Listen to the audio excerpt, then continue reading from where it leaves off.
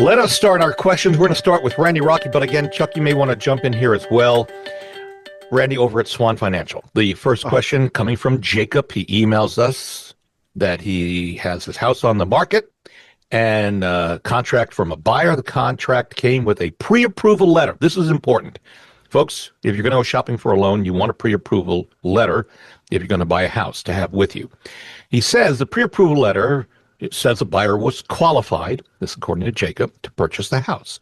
Inspections were good, appraisal was good. And then apparently the mortgage lender said something and finds out the buyer is no longer qualified to purchase the home.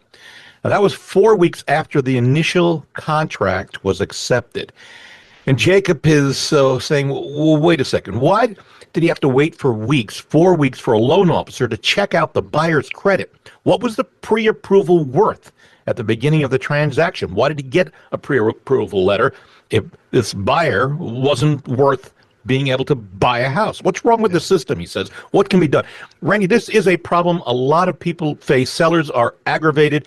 Agents are aggravated. What's going on with all this? Yeah, well, what happens is the market has been off where to the point where we're down about 350% loan officers from the peak in 2021.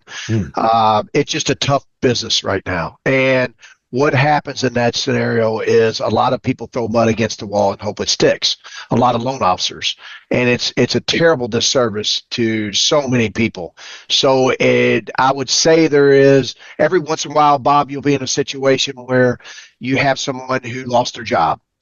So you can't predict that. I don't think that happened in this situation, nor does it usually happen. It's just, unfortunately, loan officers that don't do their due diligence, and they hope once it gets into underwriting that they find a way to close it. And it's a terrible trend that's happening quite often now because people need to close business. We're commission-only reps, almost all of us, and they want to find a way to try to make a deal work when the person should not be pre-approved. What they should have done is do what's called a to be determined property. And if you have someone who, and this is what we do at Swan, who's a difficult client, then you send them all the way through underwriting and get them totally clear to close minus appraisal, title, updated pay stub, and homeowner's insurance. And it's something we do, and we do it quite regularly. And it's the way to combat that scenario. Do you call it something different than a pre-approval? Because obviously you're going a much further distance to get things done. Is it above and beyond? Oh yeah. So what we do in that situation is we don't have to do that. Like I said, we do it, but what we do in that situation is tell someone, hey, we tell the listing agent when they make a proposal that, hey, the person has been totally pre-approved through Fannie Mae, Freddie Mac, FHA, whatever, and minus these four things, and that's it. We've already got them clear to close minus these four things. So yes, we do that in that situation, but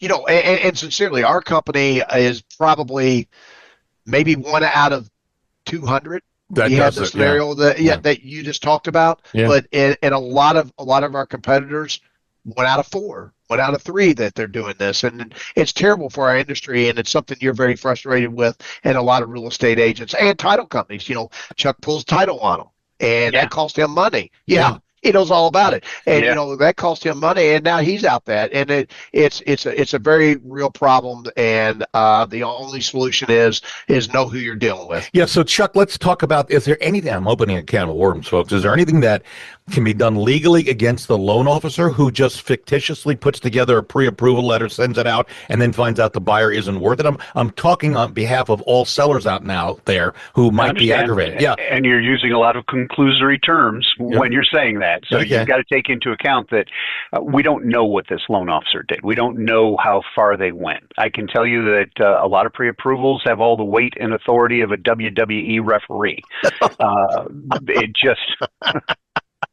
They just don't mean a whole lot. Now, this process that Randy's talking about, my God, and it seems like that would, if you were to do that at the very beginning, it seems like once you've got the property, it'd make it a really quick close.